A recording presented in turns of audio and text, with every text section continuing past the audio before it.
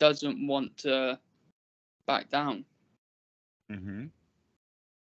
Yes.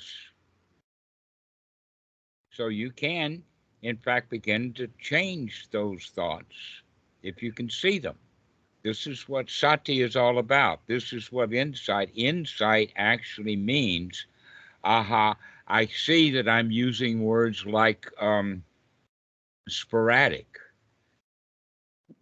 I can see the feelings that come with the word like sporadic. And you can also see that you have different feelings when you use the words like I do remember sometimes.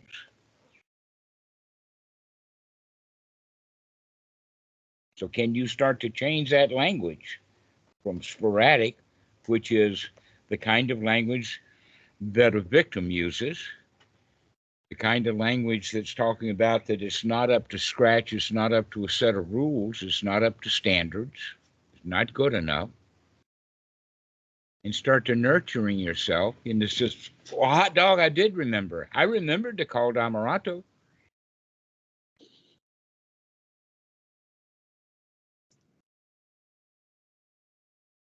And so this is the basic instructions. There's all this, that's all there is to it, is start to see all the unwholesomeness that you have in your mind so that you can start to change it. That's all there is to it. Is to remove unwholesome thoughts and replace them with wholesome thoughts. It's good in the beginning that way. It's really good in the middle that way. And wow, it's really good if you ever get to the end of it. Do you get to the end of it? Well, every time you remember, that's the end of it. If you let it be the end, and next time's another day, and next time's another hour. Yeah, it's almost like for me, it feels like it's counterintuitive because it feels more like a surrender. It feels like a letting go, not enacting my will, not compartmentalizing. I don't use the word surrender. That's a victim's word. That's a loser's word. That's actually an Islamic word. That's what the word Islam means, is surrender. Okay? A better word I use, in fact, is throw it out. To see those thoughts as unwholesome and change them. Don't surrender to nothing. Become your own champion.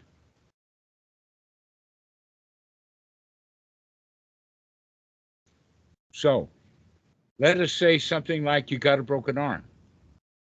Some people can say, oh, well, you've got to accept that you got a broken arm.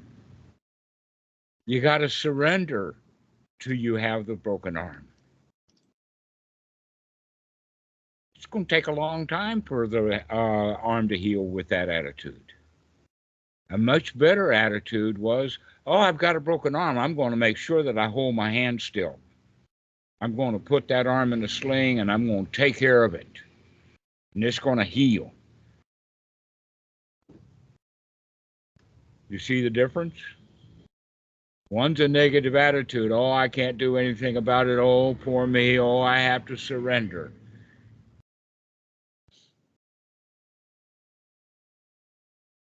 That's why there are so many millions and millions and millions of unhappy Muslims, because they surrender. Mm.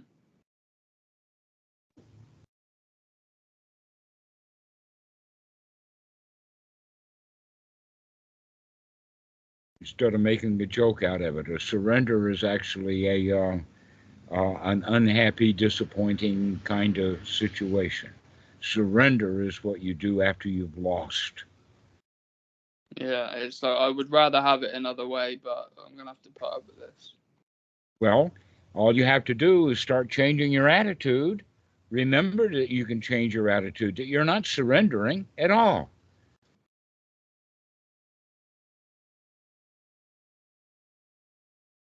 No need to surrender. Become the champion. You can handle that.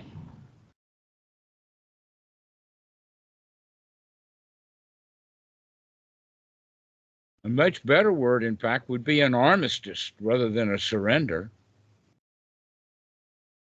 Hey, we can quit fighting. You don't have to surrender to your enemies. You can just call it off. You can become the champion.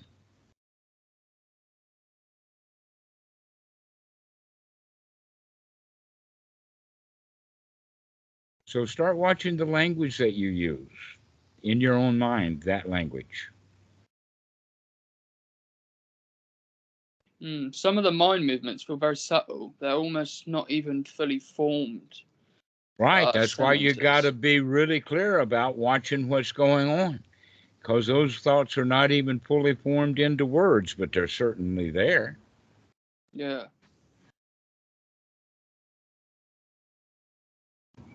This is why we call it an attitude rather than a fully formed thing. Let us say it like this. When a tree is cut down and felled, which direction is it going to fall in?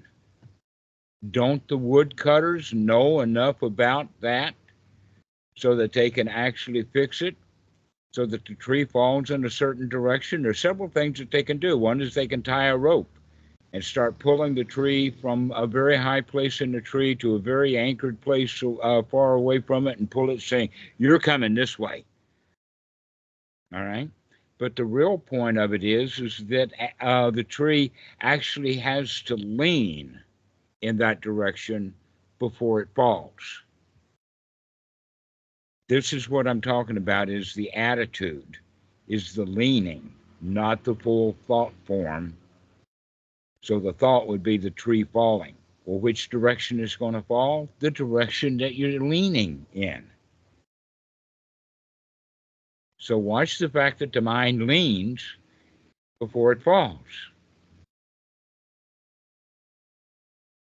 You've got to be quite aware to see that a lot of the times, though, haven't you? That's the skill that we're developing, is that investigation, to know which direction the mind is leaning towards. Like, I can do it. Yeah, I'll figure this out. Yeah, that tree's going to fall just where I want it. Yeah, I know. This attitude feels intuitively very right, and it feels like what I would have been like when I was a child. But it feels like those conditionings have been so beaten into you that you want to look for a guru or a god. It's like a war, like an inner war. Mm-hmm. Are you going to surrender to that war? Or are you going to call the war off?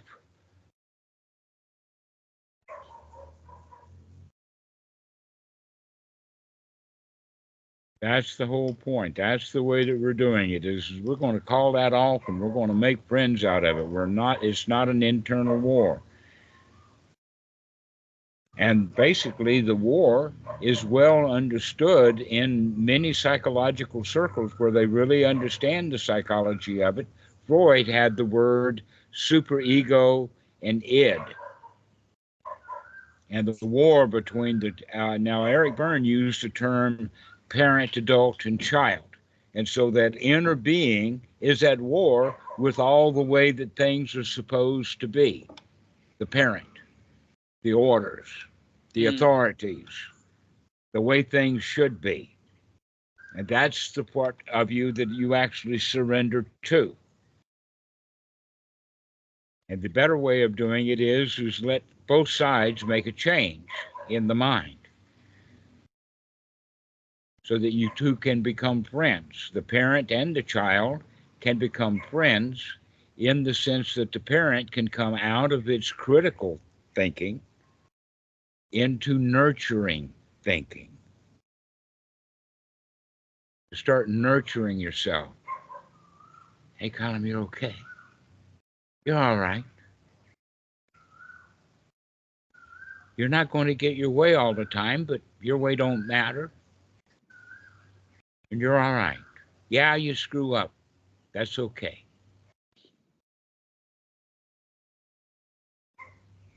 But the parent inside is, oh, you screwed up. Oh, you got to do something. Oh, things are terrible.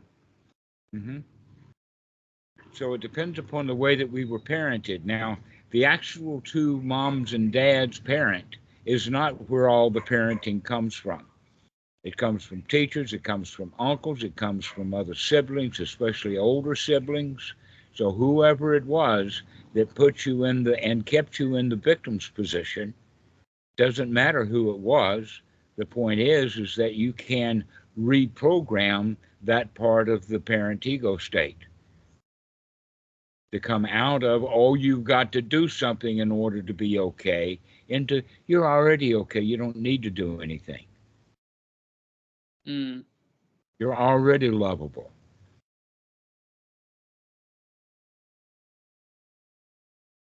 Are you lovable? Yeah, I must be.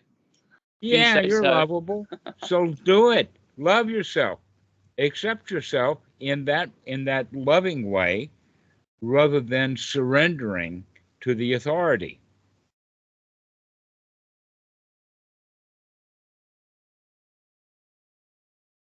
There's no sky daddy. There's no Allah, the way that the Muslims talk about it. What they really want you to do is surrender to them. Do what you're told to do. I mean, yeah, that can be sort of applied to even school teachers, to governments, to parents. Right, to the IRS, to every cop on the block, to prison guards, other prisoners, wherever you are. If you're in a store, you got store clerks. They wind up being your boss. If you let them, if you think of them that way. Oh, I need your help. Oh, I'm looking for a red widget, and all I find are green ones.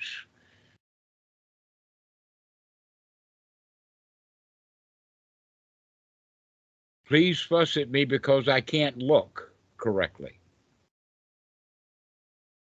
And we fall into victimhood with all kinds of people.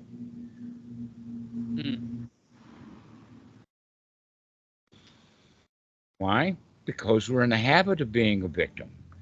How do I know that? Because you use the word surrender. That's what a victim does. You're the champion here if you have that attitude, to lean in the direction that the tree always falls exactly where you want it, as opposed to be the victim that cuts the tree down and falls on the neighbor's fence or his house or his car. That things go exactly the way that you want them to. And that doesn't mean everything externally will sort of play out how you want it. It's your interpretations. Yeah, everything's according to your own interpretation anyway. That's your perception. And the real point that, in fact, I've been using the language lately for the students who really understand is that perception means the way that you see things. You made that up. You make it up. The reality is that it doesn't have a reality. The reality is that you make it up, you perceive it, and then that becomes your reality. For humans, humans have a very difficult way. I mean, it's almost mentally against us that we cannot capture, let us say, a scene or we'll call it a scene. A camera can catch a scene. A video camera can record a scene. Humans don't have scenes that can be recorded like a camera.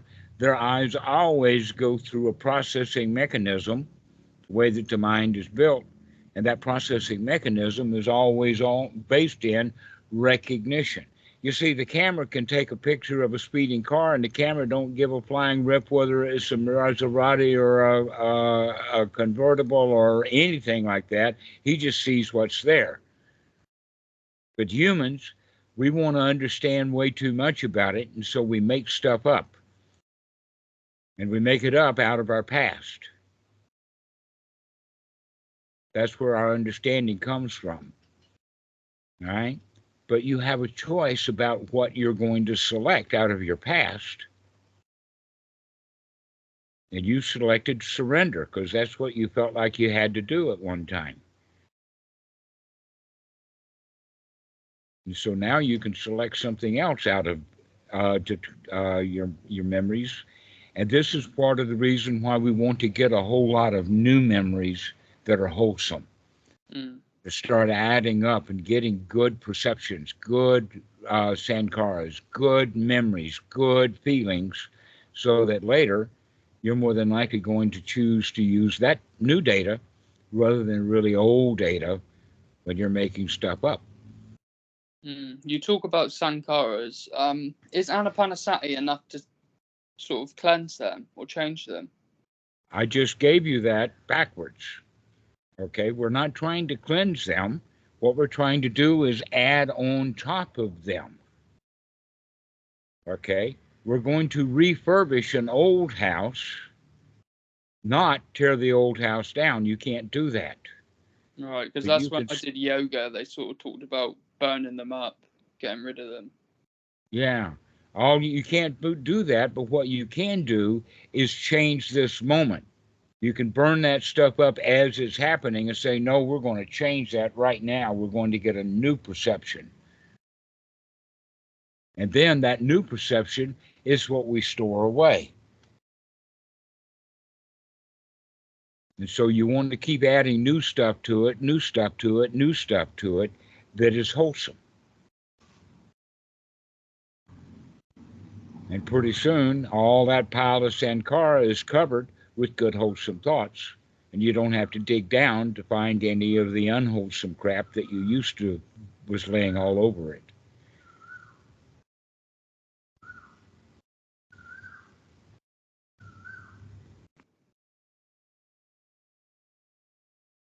So this is the way that we do it, is that we're storing away new present data. This gives some good data to store away. Let's get some wholesome stuff. Let's get some nurturing stuff so you remember to nurture yourself rather than remembering to fuss at yourself, because the fussing is the old stuff. To start nurturing. To start saying everything's all right, everything is fine, not a worry in the world. Stuff like, well, I'm glad I remembered, rather than, oh, it's really spotty. This memory, I'm glad I remembered right now, and then store that away. And so next time you can come up, oh, I'm really glad I remembered.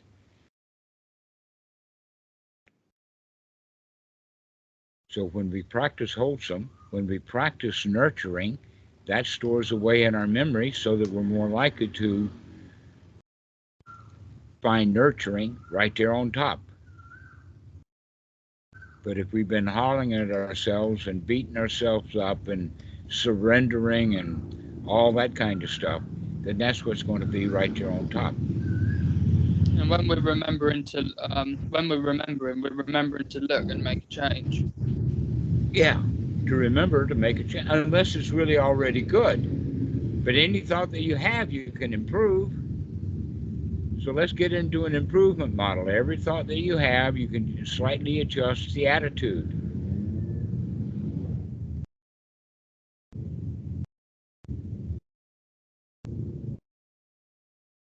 This is the wisdom, is to keep looking at it, keep changing it,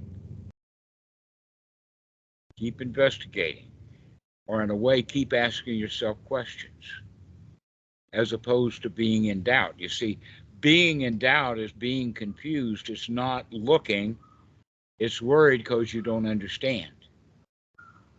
But a better way of talking about it is to become curious. There's a big difference between doubt and curiosity. Doubt don't feel good. Curiosity feels good. It's like adding sugar to doubt and it becomes curiosity. And then we want to look. Yeah, how am I making a mess out of myself right now?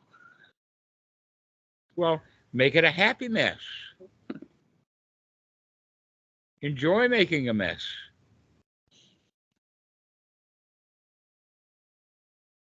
Rather than having rules about what kind of mess it's supposed to be, you can just enjoy it. Yeah, those rules are stifling. It feels like, well, if I don't pin this thing down and get a grasp on this thing called life, it's going to crush me. You know, I need to go out and put my will on it. Or exactly, and that's a really unwholesome thought. A better thought would be, it's not crushing me right now. The crushing is always off into the future. If you don't get a hold of that, that's the rule. If you don't get a hold of that, then you're going to get punished. And the answer is, well, I'm not being punished right now.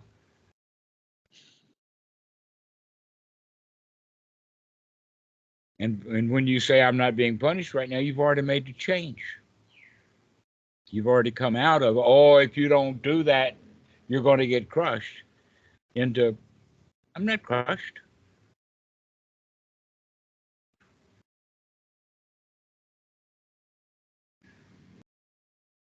This is why we want to make it good in the beginning. If you can make it good in the beginning over and over again, it's going to get good in the middle. And if you keep doing it, then it's going to be good when it ends, wherever that is. Or maybe it just ends right now because you got it. And then next time it comes up, well, let's make it good when it comes up.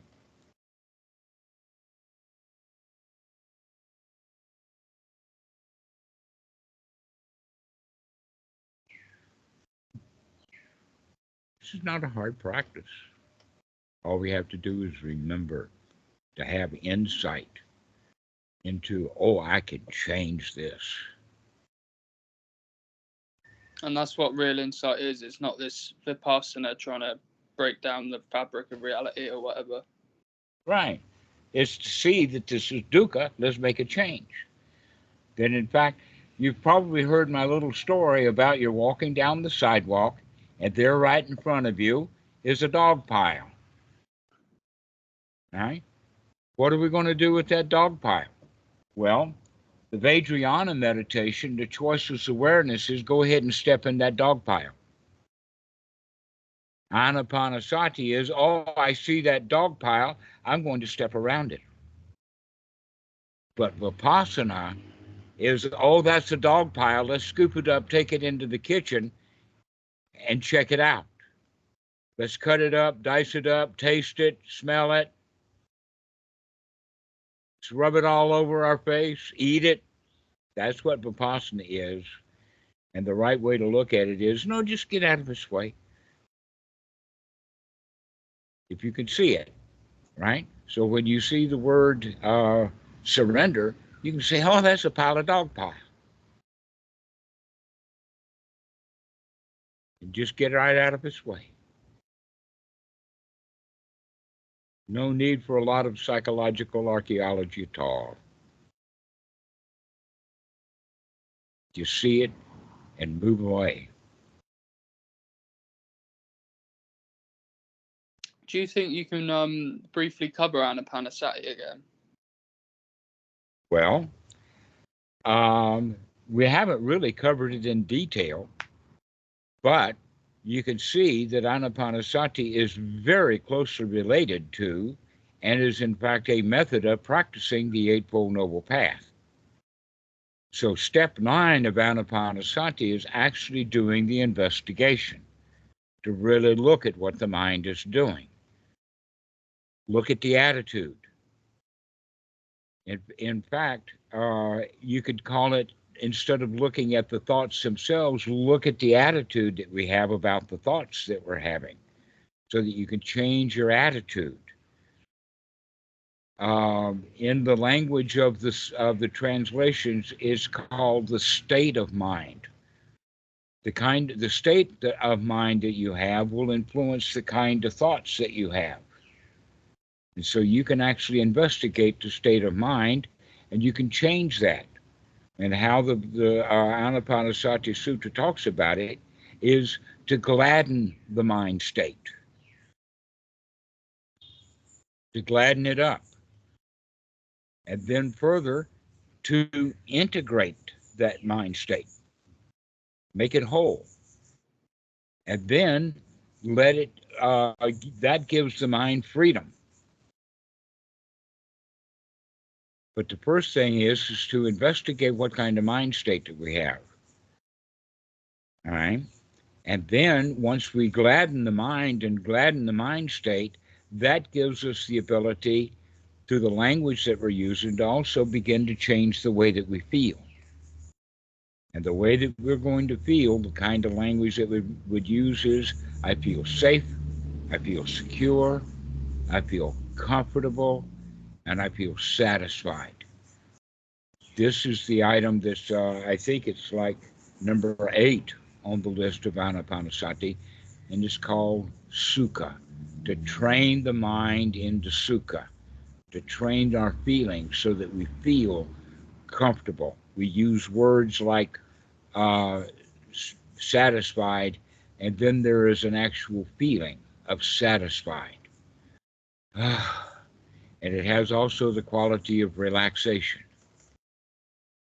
If you keep doing that over and over and over again, then confidence will grow. And then we add the next ingredient on the Eightfold Noble Path, which in the Anapanasati Sutta is referred to as piti, or that wow sensation that comes from the feeling of, I've got this, I can do this, I'm the boss here, I don't have to surrender, we can just call it off, my choice. And with the body, we start using the breathing so that we can breathe with these things. Then we check the body out for any anxieties and whatnot like that, breathe them, and then we wind up with the body being relaxed. Right, so that's just a general mindfulness of what the body's doing. Pardon? Is that just a general mindfulness of what the body's doing? Yes, so that you can relax it. You keep watching what the body is doing, finding any tensions there, and just relaxing that. Coming back with the thoughts of, I feel good, I feel relaxed, everything is okay, no problems. And as we get into that state, then we can begin to see how fast the mind is changing. Right. Everything is changing. Anicca. Everything is in motion. Everything is in flux. There's no reason to try to grab a hold of any particular thing. But when the mind is already in a wholesome, gladdened state, the kind of thoughts that you're going to have are gladdened, wholesome, happy thoughts. And that's the wisdom. The wisdom is to know that you've got control over the kind of thoughts you're going to have, and those are the kind of thoughts that you have. The ignorance comes in is when you don't like the thoughts that you're having, you don't like the way things are going, the anicca, because we're ignorant of the fact that we've got choices. And we work ourselves up into a mess. And we wind up feeling bad, rather than actually changing and taking the choice that you can change. So that's Anapanasati right there in a nutshell, all based upon the Eightfold Noble Path. And the way it's laid out in the suttas, that's not necessarily in order, is it? No, you don't practice it in order. In fact, that's one of the major problems that people have had, is they think that that's instead of a collection of objects, that they think that it's a chronological order. That in fact, if there is a chronological order, sati comes first, investigation comes second. Okay, and then the effort. Then you keep practicing, that effort becomes energetic. And then the next one is the happiness, the sukha, the piti, the piti sukha. And from that comes the relaxation. Right. And then from that becomes the unification of mind. And then from that becomes everything is hunky-dory, the balance. You can handle anything. Dynamic balance, not a static balance, but a dynamic balance. So is the practice more like a big symphony of moving parts in a way? Yeah, it's a symphony of moving parts. Don't think that one's more important than the other, but sati comes first. If you can't remember to look, you can't see. And if you see it, then you have a choice of making a change to it. And then you can congratulate yourself for making that change. And you can feel really good about that. That's step 4 of the Sambhojana, the factors of an awakening.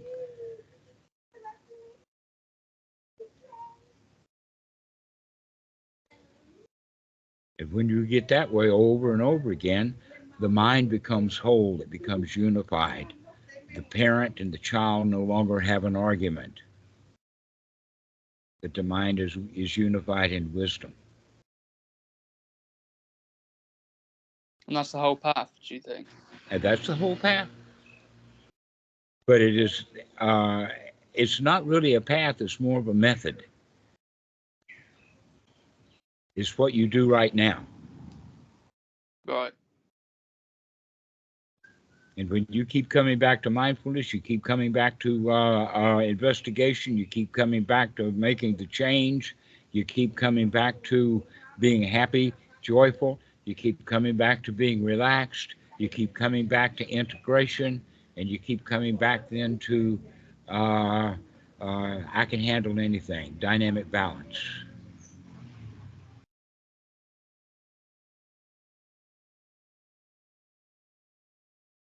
Nothing to it.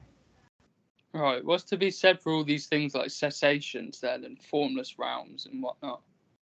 I wouldn't worry about any of that kind of stuff. I would say that those are the kind of things that people make up because they're wanting something. Stop wanting stuff and be happy the way that you are. If you're happy, you're cool. That's nirvana. If everything is lightweight, then you're already enlightened. No need to want something special. That all comes out of culture. That's actually what you would call mundane, the mundane Dhamma. The magical powers, magical thinking, magical states, magical enlightenment, magical nibbana, and all of that kind of stuff. And we could come away from that low-class, ordinary way of thinking into a very high-class way of thinking. Like, I don't give a rip. I'm okay. No problem. I think I heard you say somewhere. Didn't you say in Thailand they sort of give the kids the magical Buddhism until they're old enough to Well, the real Buddhism? That's all they can handle. Right. That's all that they can handle. The kids don't have wisdom, so you give them rules. You give them sila first. Sila, samadhi, panya. But once you have the panya, then the sila becomes natural, because if you don't want anything, you're unlikely to kill somebody to get it. So our path, the noble path, is panya, samadhi, sila. With wisdom, we get the mind integrated and whole, and when the mind is integrated and whole and noble, our sila is okay.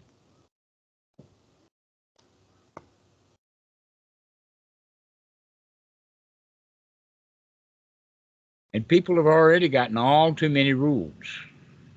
The noble path is to finish with the rules. The Pali word for that is silabhata paramasa. And it's actually the second fetter. The first fetter is personality view of my, me, and mine. The second fetter is the eradication of attachments to rules and wanting to get it right and just let everything be okay already. You're already enlightened. You're already okay. Nurture yourself. And with that then comes the eradication of doubt. Most specifically, the eradication of doubt about what's the right way to live. What is our method? And so we know the Eightfold Noble Method, the Eightfold Noble Path is the way to live this moment, moment by moment, and it becomes a lifestyle.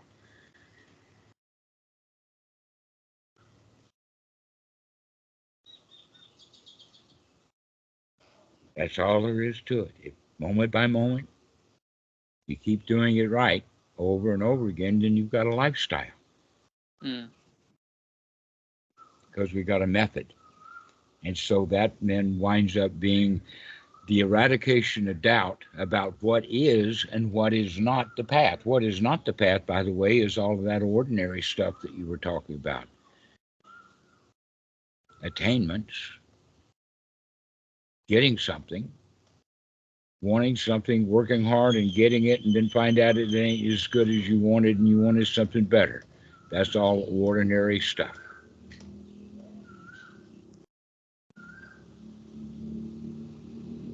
But if we're practicing correctly, then we become satisfied. I'm just good. I don't need all of that magical thinking. I don't need magical powers. I don't need to know if there's rebirth and reincarnation. But I'm happy right now. I don't care whether it's that way or this way or whatever in the future, because right now we don't know.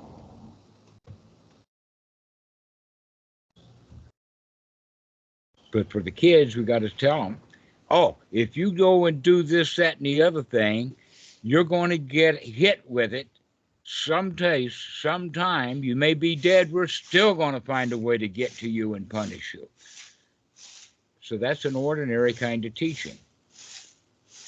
The super mundane teaching is, hey, man, when you feel really good, you don't hurt people.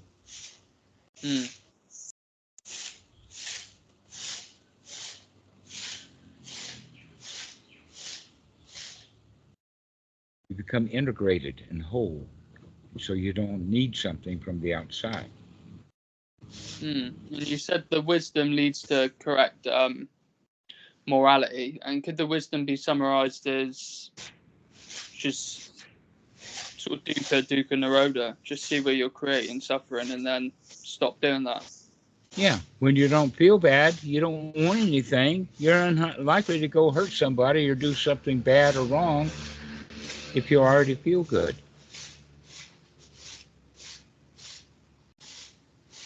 It's really very simple, isn't it? Yeah, it's just why I kind of had to clarify. It feels a bit so simple. It's very simple. And it's simple right now, and it's going to be simple a minute from now, and it's going to be simple an hour from now, and it's going to be simple for a day from now. Do you have the confidence to see that? It's very simple. It's going to be simple in the future. Everything is okay.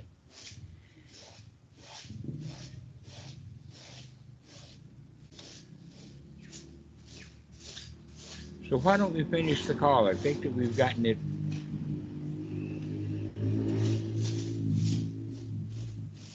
Okay. All right. So call me back. We'll continue on with it because this is so subtle that people forget. Yeah, strange.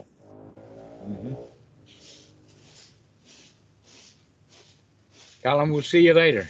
Okay, thanks, Dhammarato. All right. Bye-bye.